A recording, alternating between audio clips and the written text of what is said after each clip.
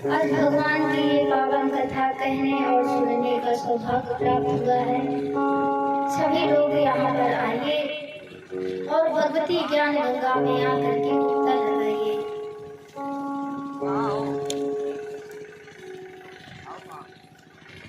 तुलसीदास के पद कमल बारंबार मनाए, गुण गावों सिया राम के हनुमत होए सहाय।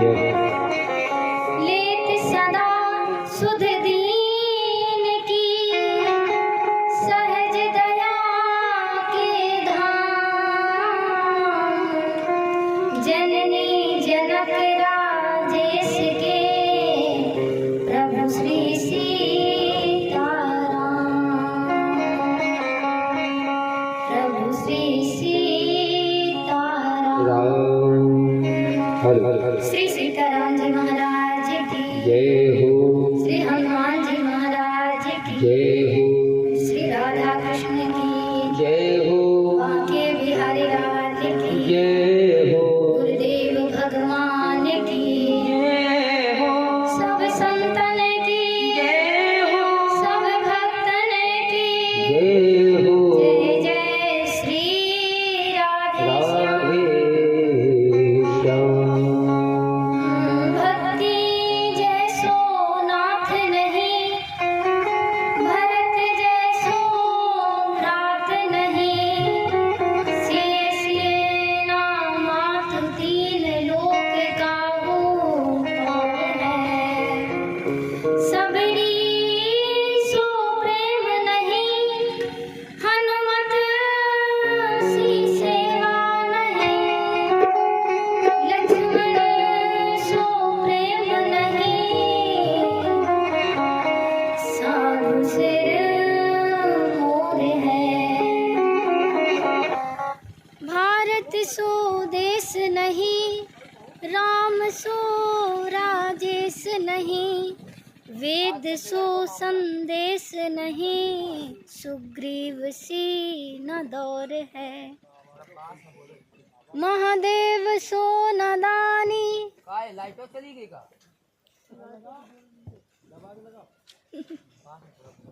इतना पास और इतना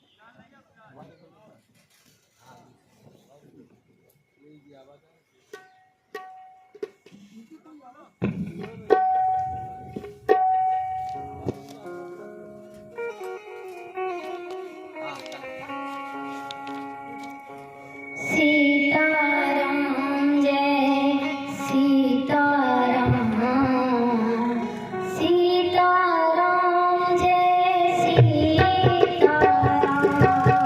बोलो सीताराम जय सीताराम,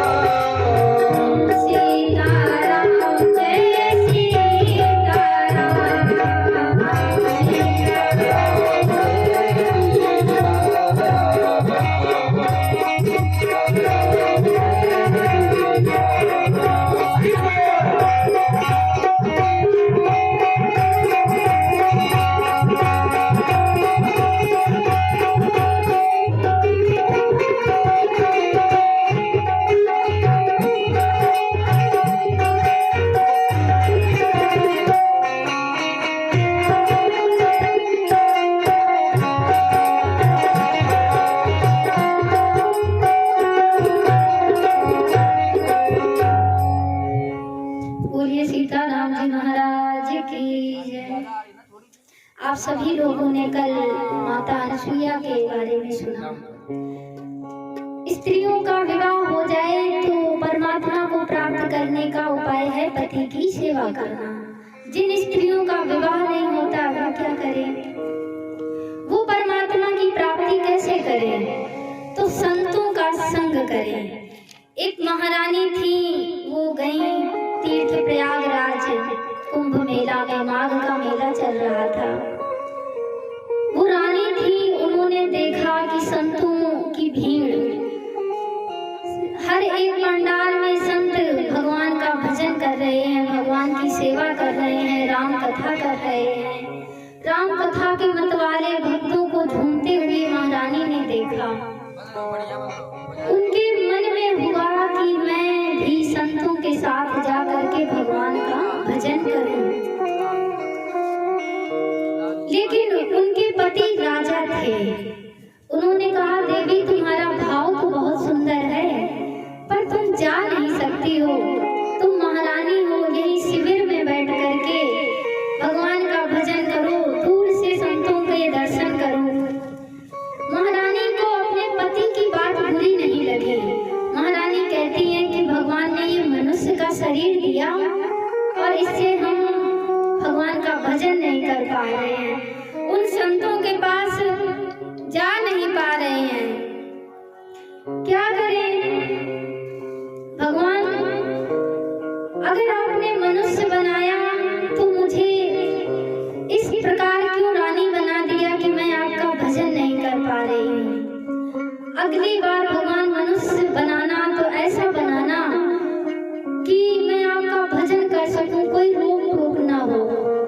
महारानी सोचती रही और संगम में गई, कंठ पर्यंत जल पर खड़ी हो गई और भगवान विष्णु का ध्यान करती हैं। कहती हैं, प्रभु आप तो मुझे अब अगर मनुष्य का जन्म देना तो इस प्रकार देना कि मैं जहाँ जाऊं तहाँ आपका ही भजन करूं, इस दुनिया के मोह माया को छोड़ करके। और सबसे बड़ा पाप मैं करने जा रही हूँ, आत्महत्या, जो सबसे बड़ा पाप है, वो भी मैं आज करने जा रही हूँ। पर प्रभु अगर दोबारा मुझे जन्म देना तो इस प्रकार देना कि मैं आपका भजन कर सकूं, कोई बंधन ना हो। महारानी ने ये प्रण लेकर के डुबकी लगाई संगम में, महारानी की मृत्यु हो गई, शरीर छूट गया उनका, वो चली गई। सुबह हुई, राजा को पता चला, राजा ने संगम में जाल डलवाया और महारानी को निकलवाया। महारानी का शरीर तो मिला पर महारानी जा चुकी थी। महारानी ने सोचा कि मैं मृत्यु के समय, उन्होंने सोचा कि मुझे मनुष्य का शरीर देना तो मुझे इस प्रकार से देना कि मैं आपका भजन कर सकूं। मृत्यु के समय एक चीज होती है, आपने पुरुष का ध्यान किया तो पुरुष का जन्म मिलेगा। मरते समय स्त्रियां अपने पति का ध्यान करती हैं, मैं तो मर रही हूँ, मेरे पति की अब देखभाल कौन करेगा, इनको भोजन कौन देगा। तो उनको अगले जन्म पुरुष का जन्म मिलता है, क्योंकि उन्होंने पुरुष का ध्यान किया।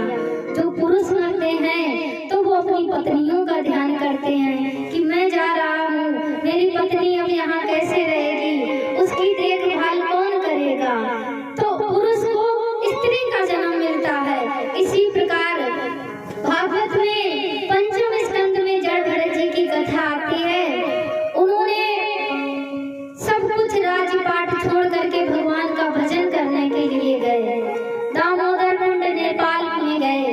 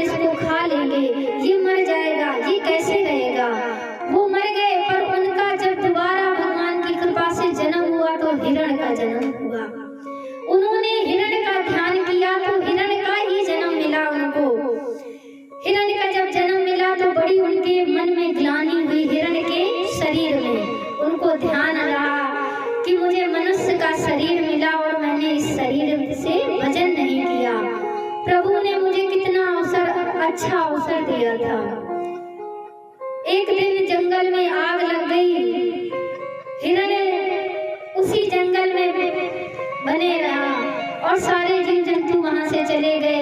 वो नहीं, हिरण नहीं भागा। भगवान का ध्यान करते करते उन्होंने अपना शरीर त्याग दिया उसी जगह।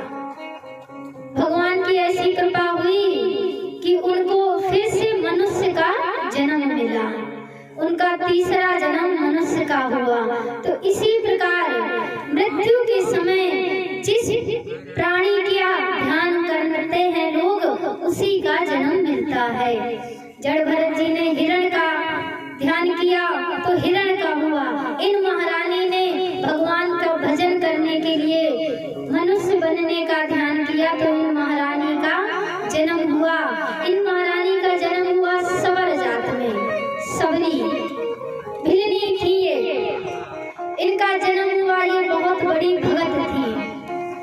घर में क्या होता है कि कुछ इनको मतलब नहीं था, सिर्फ भगवान का भजन करती थी। इतनी ये भगवान के भजन में लीन थी कि इनको अपने श्रृंगार का भी ध्यान नहीं था। ये कुछ भी श्रृंगार नहीं करती थी। इनके जटाएं हो गई थी जैसे बाबा लोगों की होती है, संत महात्मा की होती हैं, ऐसी इनकी जटाएं हो गई। इनके माता पिता ने कहा कि बेटी तो संत होती जा रही है, अगर ये संत हो जाएगी तो फिर कैसे बनेगा, पुत्री है। पिता ने कहा अभी जब विवाह के योग होगी, विवाह हो जाएगा तो ठीक हो जाएगी। सबरी माता विवाह के योग हुई। इनका विवाह होने को आया। विवाह जिस दिन होने को था उस दिन इनके परिवारजनों ने बहुत सारे जीव जंतु पकड़े। इनके पास सखी आई, माँ सबरी के पास। सखी से पूछा सबरी माँ ने कि ये जो जीव बंधे हैं बाहर पशु पक्षी इतने, ये किस लिए हैं? सबरी की सखी ने कहा कि जो आपकी कल ब्याह होगा, बाराती आएंगे, उनका स्वागत करने के लिए ये जीव जंतु यहाँ पर बंधे हैं। इन्हीं से उनका भोजन होगा, उनका स्वागत सत्कार होगा। सबरी मैया ने जब ये सुना तो उनको बड़ा क्रोध आया और बड़ी ग्लानि महसूस हुई कि मेरे ब्याह में इतने सारे जीव जंतुओं की हत्या होगी। अगर हम दूसरे का घर जला करके अपने घर में उजाला करेंगे तो वो हमें दुआ देगा कि बददुआ देगा? दुआ तो वो देगा नहीं, क्योंकि उसका घर जल रहा है। सबरी माँ कहती है कि ये सारे जीव जंतु मरेंगे तो इस ब्याह में मेरा मंगल नहीं होगा, अमंगल होगा। रात्रि हुई, माँ सबरी ने जा करके बाहर घर को छोड़ा और पहले घर से बाहर नहीं गई माँ। उन्होंने जितने सारे जीव जंतु वहां बंधे थे, जा करके सबरी माँ ने उन जीव जंतुओं का बंधन खोला। मानो इस तरीके से आंसू से वो बहा रहे थे। जानवर कह रहे थे कि सबरी, जिस प्रकार से तुमने हमारा बंधन खोला है, उसी प्रकार से एक दिन भगवान तुम्हारा भी बंधन खोलेंगे। तुम्हारा भी बंधन जन्म और मरण से तुम्हारी भी मुक्ति होगी। ऐसा मानो उन जीव जंतुओं ने माँ सबरी को आशीर्वाद दिया। सारे जीव जंतु चले गए। माँ सबरी कहती हैं अगर मैं फिर से घर गई तो कल ये ब्याह फिर होगा, इतने सारे जीव जंतु फिर आएंगे, फिर से इनकी बलि दी जाएगी। आगे बढ़ी, नगर में गई। नगर में थोड़ी देर खड़ी रही तो फिर सोचा कि ये जो नगर के वासी हैं, ये सुबह मुझे पकड़ करके फिर माता पिता के पास छोड़ देंगे, फिर से ब्याह होगा, फिर वही तिथि होगी, फिर ये जीव जंतु आएंगे। अब सबरी माँ ने निश्चय कर लिया कि मैं अपने जीवन में ब्याह ही नहीं करूंगी। जब ब्याह नहीं करूंगी तो अब क्या होगा? मैं सिर्फ भगवान का भजन करूंगी, भगवान को पाऊंगी। भगवान को कैसे पाए? भगवान को पाने के लिए संतों का संग करना पड़ेगा, गुरुजनों की सेवा करनी पड़ेगी, तभी जाकर के भगवान की प्राप्ति होगी। सबरी कहती है और संत ये कहाँ मिलेंगे? मिल भी गए तो हमसे सेवा कौन करवाएगा, क्योंकि हम भिलनी हैं। भिलनी जाति से कौन सेवा करवाएगा, कौन संत रख लेगा हमको? सबरी माँ ने सोचा हम चुपके से सेवा करेंगे। जहाँ संत सरोवर में स्नान करने जाते थे, उस सरोवर में माँ सबरी चुपचाप से जाती थी। उन संतों के लिए रास्ते, जिस रास्ते से संत जाते थे, उस रास्ते को साफ कर देती थी रात्रि में, दिन में नहीं, रात्रि रात्रि। जिस हवन करते थे जहाँ पर संत, उस हवन के लिए लकड़ियां रख करके इकट्ठा कर देती थी, पुष्प ले आती थी माँ सबरी। रात्रि ही रात्रि ये सारे कार्य करती रही, बहुत समय तक लंबा कार्य चलता। माँ सबरी इस प्रकार से कार्य करती रही। संतों ने सोचा कि ये कौन है, ऐसे कौन महाभक्त है जो इतनी सेवा कर रही है और पता भी नहीं चल रहा है। एक दिन लकड़ी का गट्ठा रखा, जो हवन के लिए लकड़ियां आती थी। एक महात्मा वहीं पर बैठे थे, उन्होंने सबरी माँ का हाथ पकड़ लिया। और सबरी माँ को ये डर नहीं लगा कि अब ये संत हमको मारेंगे कि डांटेंगे। उनके मन से यही निकला, अरे मेरी सेवा छूट गई। ऐसी सबरी माँ थी, उनके मन से निकला कि अरे मेरी सेवा छूट गई, अब मैं सेवा कैसे कर पाऊंगी। माँ इतनी विनम्रता से, इतनी सहजता से हाथ जोड़ करके उन संतों के सामने खड़ी हो गई। उनमें एक बड़े महात्मा थे, मतंग ऋषि, उनके पास सबरी को लेकर के गए। सबरी से उन्होंने पूछा, पुत्री क्या करती हो ये? तो उन्होंने कहा कि प्रभु, हे गुरुवर, मैं आपके भजन करना चाहती हूँ, मैं गुरु जी की सेवा करने चाहती हूँ। तो उन्होंने कहा, ऐसे सेवा करती हो चुपचाप से, चुपके से, बिना किसी के बताए? वो कहते हैं, प्रभु हमसे सेवा कौन कराएगा? अगर जान जाओगे तो हमसे सेवा कराएगा कौन? उन्होंने कहा, बेटी तुम यहीं पर रह करके सेवा करो। माता काफी दिन सेवा करती रही, पर कुछ संत ऐसे थे, जब माता सेवा करने जाती थी तो उनको वो संत मारते थे, पीटते थे। जब मतंग ऋषि ने ये देखा तो माता से कहा कि अब तुम इसी कुटिया पर रह करके भगवान का भजन करो, तुम्हें कहीं जाने की जरूरत नहीं है। गुरुजी ने ऐसा कहा। माँ सबरी उनकी बात को मान गई, वहीं पर भजन करने लगी। कुछ दिन बीत गए, गुरुजी का अंतिम समय आया। गुरुजी ने कहा कि सबरी मैं जाता हूँ। तो सबरी माँ ने कहा कि प्रभु अब कब आओगे? तो मतंग ऋषि कहते हैं, जहाँ मैं जा रहा हूँ वहाँ से आने का रास्ता नहीं है, जाने का है, पर आना प्रभु की मर्जी से ही होता है। और तुम यहीं पर रह करके भगवान का भजन करना, भगवान का ध्यान करना, तुम कहीं भी मत जाना। मेरे भाग्य में तो नहीं है भगवान के भजन, भगवान के दर्शन, पर मैंने सबरी तुम्हारा भाग्य देखा है। मैंने सबरी तुम्हारा भाग्य देखा है कि तुम्हें भगवान के दर्शन चल करके करने नहीं पड़ेंगे, भगवान तुम्हें दर्शन देने के लिए यहाँ खुद आएंगे। ऐसा प्रभु गुरुदेव ने कहा मतंग ऋषि ने, और वहीं पर वो लीन हो गए। सबरी माँ ने, जब मतंग ऋषि ने सबरी माँ से ये कहा था तो सबरी माँ की उम्र थी युवा, बूढ़ी नहीं थी सबरी माँ, युवा थी। हमारे लोगों के यहाँ कोई कहते आ करके कि हम आपके यहाँ आएंगे तो आप लोग कितने दिनों तक इंतजार करोगे? 2 साल, 10 साल, 5 साल, 15 साल, इससे ज्यादा नहीं करोगे। यही कहोगे वो महात्मा झूठ बोल गए। पर सबरी माँ को देखो, जब गुरुदेव ने कहा था तब वो युवा थी और प्रतीक्षा करते करते बूढ़ी हो गई। उस जिस रास्ते से भगवान को आना था तो उस रास्ते में पुष्प माँ रोज सबरी माँ उसमें बिछाती थी कि मेरे प्रभु यहाँ से आएंगे।